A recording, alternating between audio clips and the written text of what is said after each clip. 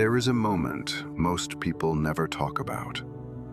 Not the moment you fail, not the moment you lose something important, the moment you catch yourself performing. You're in a conversation, and suddenly you hear yourself saying something not because you believe it, but because you know it's what the room wants to hear.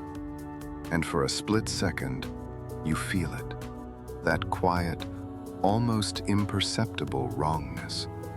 Like wearing a suit that fits perfectly, but belongs to someone else. Kafka described it with devastating precision. He said the day he felt ashamed of himself was when he realized life is a masquerade ball. Everyone is wearing a mask, and he had been showing up with his own face. That line is disturbing, not because it's cynical, but because the moment you hear it, something in you recognizes it. And recognition is always uncomfortable when it points at you. Here is the real question this video is about. When two completely opposite ways of moving through the world exist, one that protects you and one that exposes you, which one is actually the cost? And which one is actually the price of freedom? Because here's what no one tells you directly. Both paths have a cost. The mask has a cost. The face has a cost. And most philosophy stops right before it tells you what those costs actually look like. In your body, in your relationships, in the slow erosion of something you can't quite name until it's already gone. We are going to go there today. And if you stay until the end, the idea you leave with will not be the one you came in with. Save this one. You are going to need it. Let's start with the position most people live from without ever choosing it consciously. Position 1. The mask.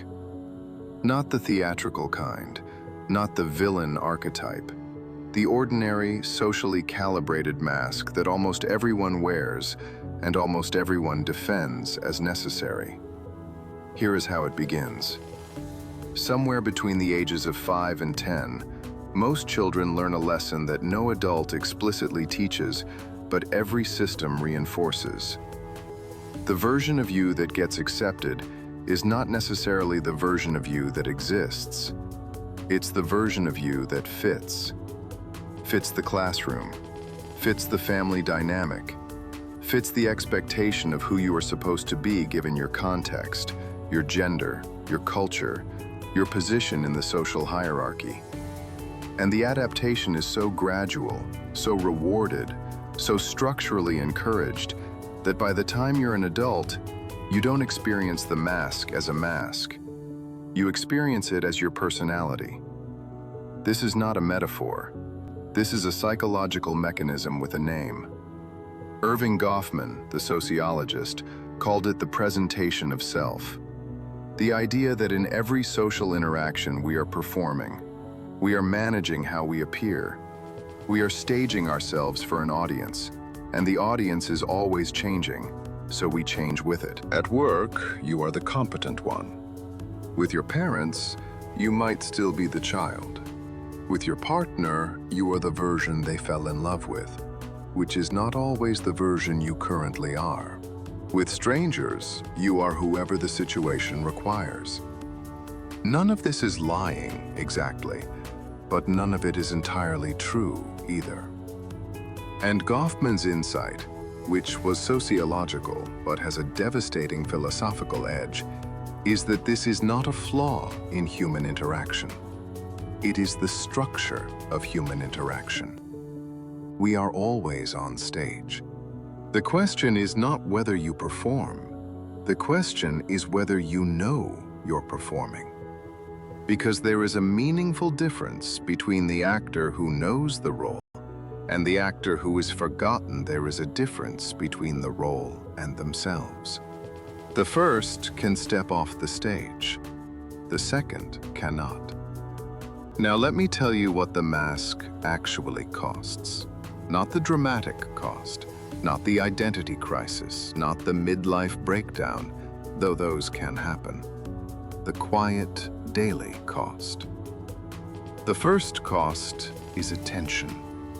Maintaining a performed version of yourself requires constant monitoring. You are running a background process at all times, tracking how you are being perceived, adjusting your words before they arrive, reading the room for signals about whether you are succeeding at the performance. This is exhausting in a way that doesn't announce itself as exhaustion. You don't go to bed thinking, I am tired from managing my mask today. You just feel a low-grade depletion that you attribute to the job, or the commute, or stress in general. But part of that depletion is the performance itself.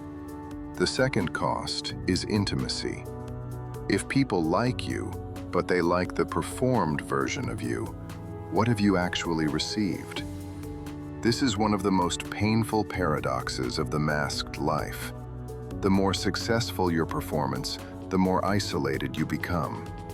Because every relationship is built on a version of you that requires maintenance. Every connection is conditional, not on you, but on the consistency of the character you play.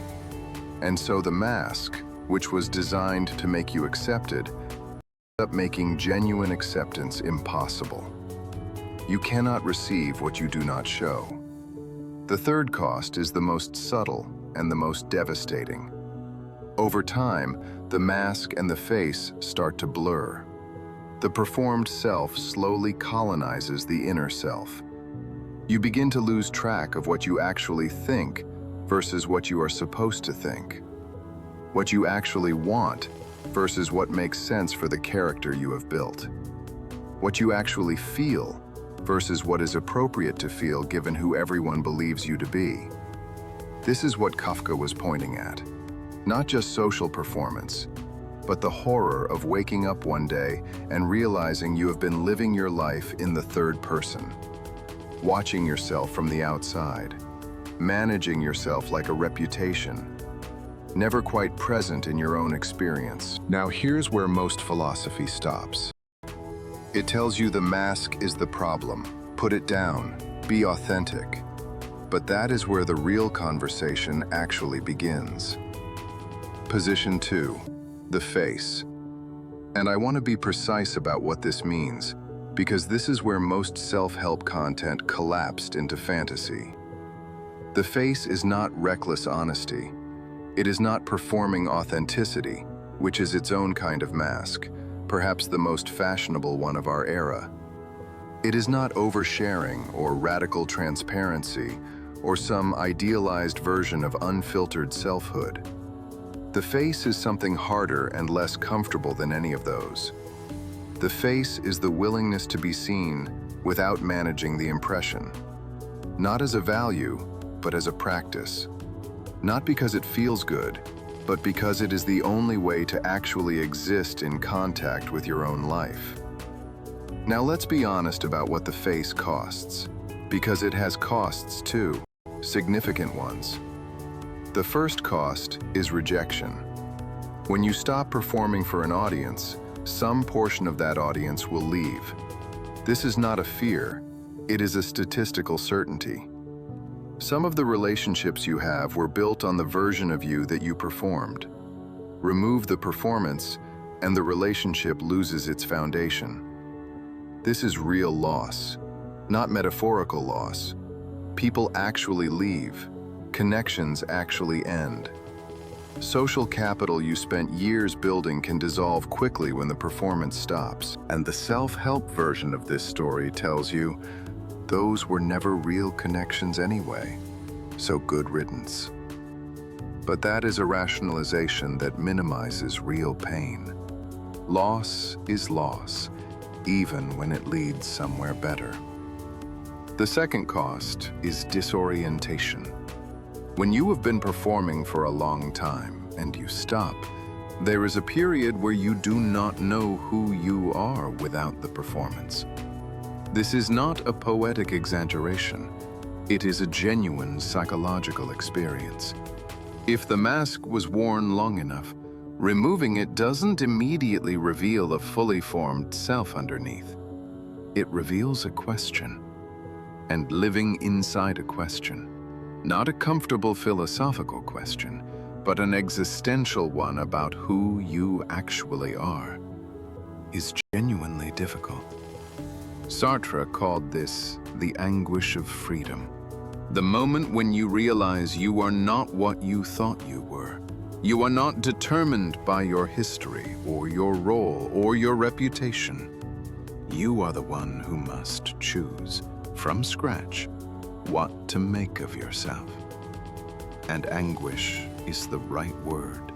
Not depression, not crisis necessarily, but a vertiginous sense of responsibility. Because when the mask comes off, there is no longer anyone to blame for the performance. You are the author now. The third cost is social friction. We live in systems that reward the mask. Workplaces are organized around performed competence. Social media is an architecture specifically designed for self-presentation. Most conversations operate on implicit contracts of mutual performance. I will perform for you, you will perform for me, and neither of us will break the fourth wall.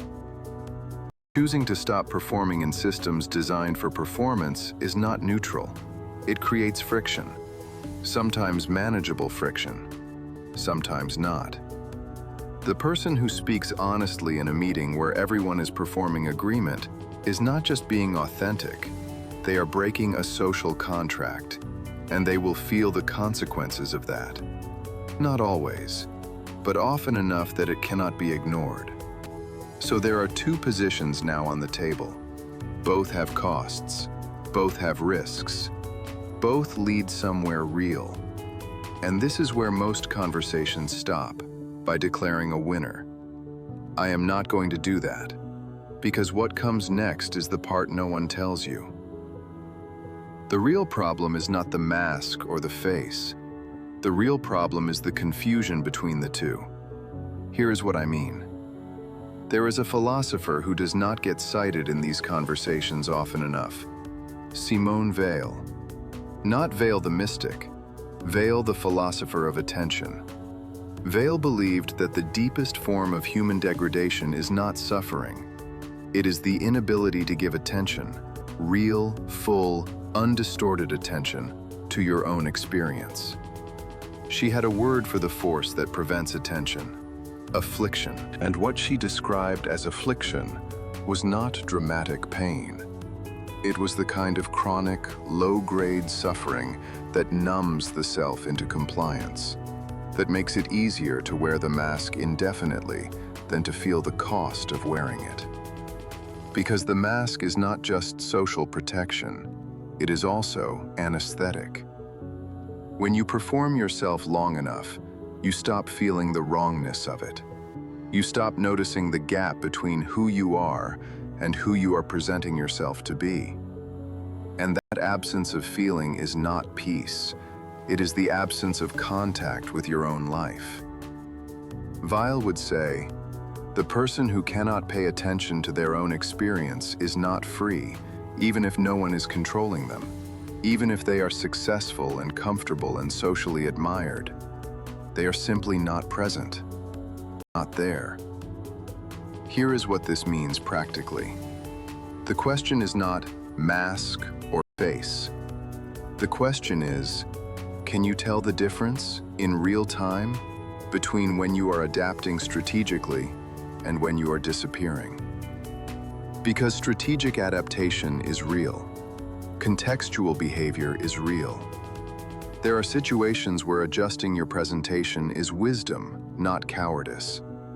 A doctor uses different language with a patient than with a colleague. A parent modulates their communication depending on the age of their child.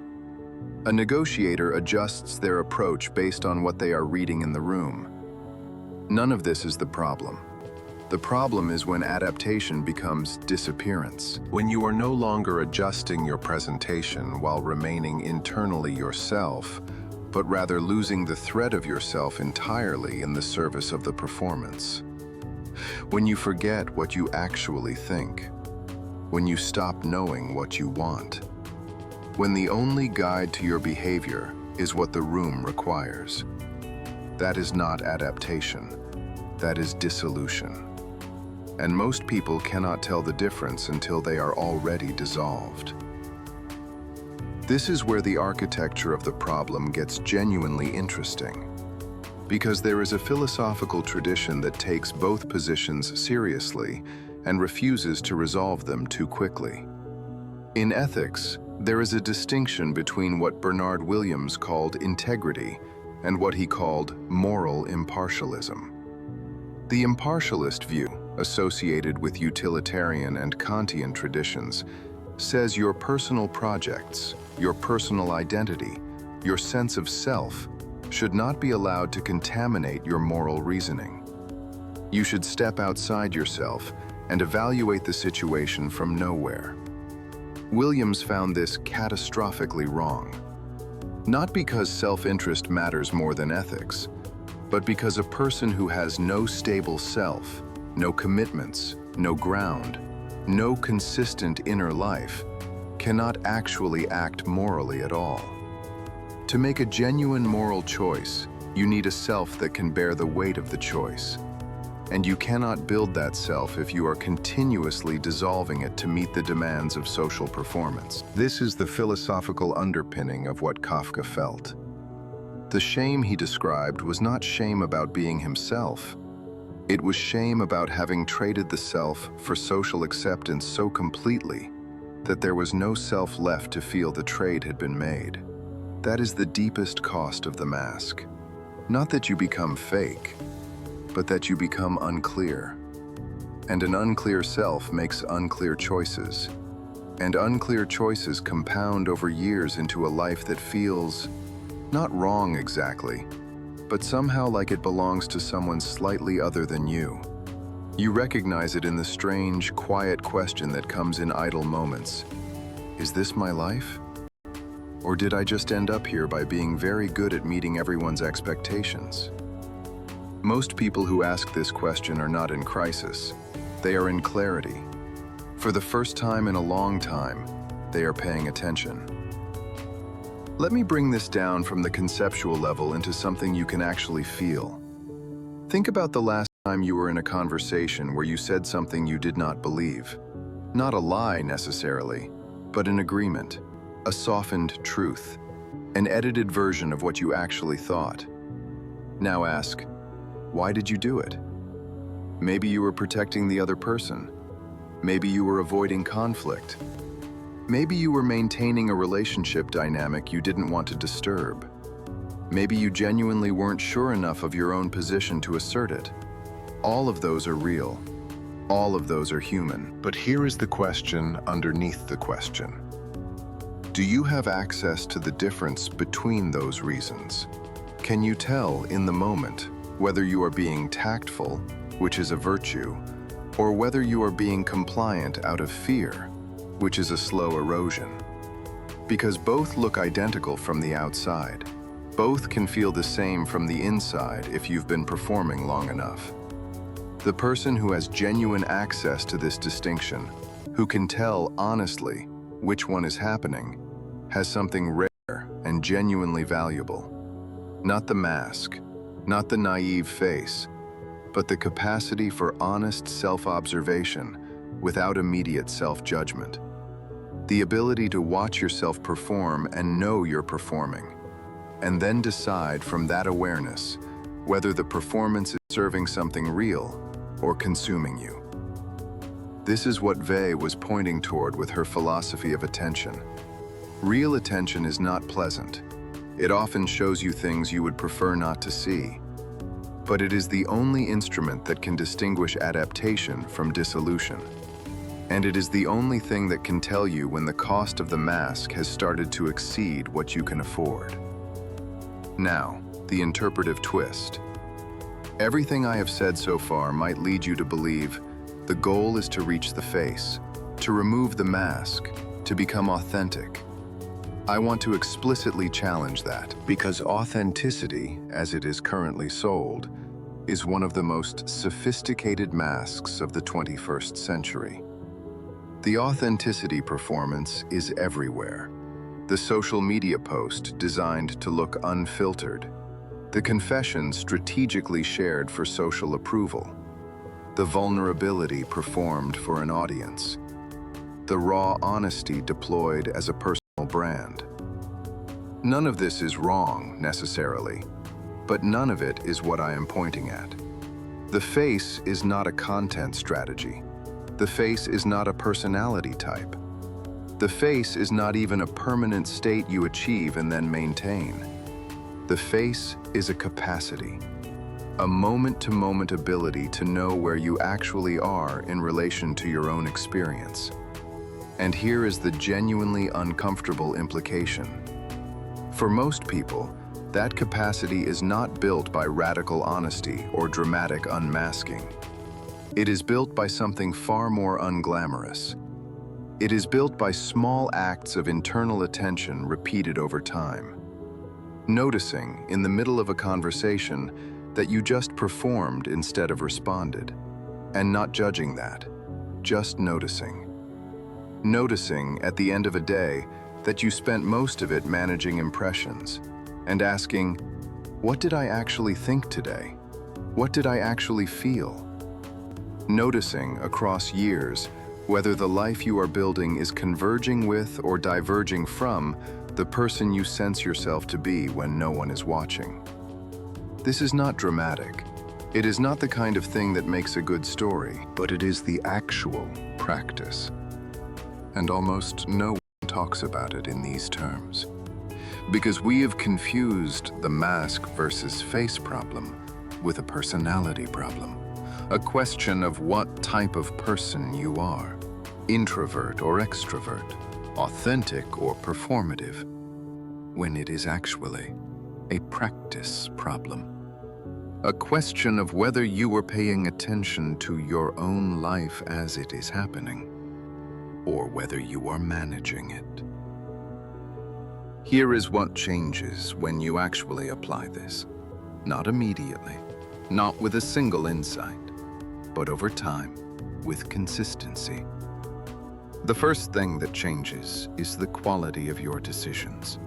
When you can distinguish adaptation from dissolution, when you know in real time what is yours and what is performance, you make choices from a more stable position.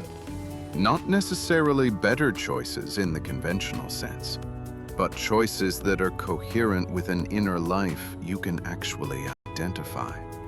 Choices that, when you look back at them years later, you recognize as yours. This is what Williams meant by integrity. Not moral purity, not perfect consistency, but a legible thread between who you are and what you do. The second thing that changes is the quality of your relationships. When you stop monitoring yourself constantly for social approval, you have more attention available for the actual person in front of you. This is one of the unexpected benefits of reducing the performance load. Presence becomes possible in a way it wasn't before. And presence is what people actually feel in a conversation, even if they can't articulate why some people feel real and others feel like they're talking to a representative. The third thing that changes is your relationship with failure. When the performed self fails, it is catastrophic, because the performance was the only thing holding the identity together. When a more grounded self fails, failure is painful, but not annihilating, because there is a you underneath the failure that remains intact. You can lose the role without losing the person. This is not a small thing. This is the difference between resilience and brittleness, and it is built quietly through the practice of attention. Let me tell you about a case that illustrates all of this without requiring any famous name. Imagine a person, let's call her Vera, who spent 12 years building a career in a field she entered because it was practical, not because it called to her. She was good at it, genuinely good. She got promoted, She got respected. She learned to perform the role so well that she stopped feeling it as performance. And then one day, not a dramatic day, not a crisis, she was sitting in a meeting where a decision was being made that she knew was wrong. Not ethically catastrophic, just wrong, short-sighted, driven by politics rather than judgment. And she heard herself agree with it. Not reluctantly, fluently, with the kind of ease that comes from years of practice. And in that moment, just a second of it, she felt exactly what Kafka described. Not shame about the decision, shame about the fluency, about how far the performance had traveled from any self she could locate. Now here is where the story usually goes in one of two directions in the conventional telling. Direction 1. She has a revelation, quits her job, starts over, finds meaning. Direction 2. She ignores it. The feeling passes. Nothing changes. But there is a third direction that is more honest and more common and more philosophically interesting. She kept the job. She kept many of the adaptations, but she started paying attention. Not performing the examination of her life for an audience, just actually examining it. And over the following 2 years, small things shifted. She said things in meetings that she actually believed, even when it created friction. She told a friend something true instead of something comfortable. She made one career decision that was slightly less strategic and slightly more honest. None of it looked like transformation from the outside, but the quality of her experience changed. She was present in her own life in a way she had not been for years. And that presence, not happiness, not success, not even clarity about where she was going, was what made the difference. That is the unglamorous truth underneath this entire question. The mask and the face are not opposites to choose between once and for all. They are two poles of attention you navigate every day. And what matters is not whether you always show your face. What matters is whether you always know the difference. Most people who have made it this far in this video are not watching casually. They are here because something in this topic touches something they have been sitting with. That discomfort is not a problem to solve. It is information. The question this video started with was, which path costs more? And the answer is not what you might have expected. The mask costs you presence. The face costs you belonging temporarily, partially, and selectively. But here is the inversion that reorders everything. The belonging you purchase with the mask is not real belonging. It is conditional acceptance of a performance, and presence, the capacity to actually be in your own life, in your own experience, in contact with what you actually think and feel and value, is the only currency that buys anything real. Relationships built on presence last. Decisions made from presence cohere. A life built from presence, even a difficult, imperfect, sometimes lonely life, is recognizably yours. And there is a dignity in that recognition that no amount of successful performance can replace. Kafka was ashamed because he had attended the masquerade with his own face, but I think he had it backward. The real shame, the one that accumulates silently over years, belongs to those who attended the masquerade so well that they forgot there was a face underneath. Not the shame of exposure, the shame of absence, of having been there in your own life and never quite arrived. That is the cost no one calculates, the cost of radical, sustained performance, the cost of being excellent at showing up as someone slightly other than yourself. And the way out is not grand. It is not a revelation or a resignation or a rebrand. It is attention, paid daily in small amounts to the difference between what you are showing and what you are, until the gap becomes visible, and then, slowly, navigable. Not closed, you will never close it completely, but known and owned.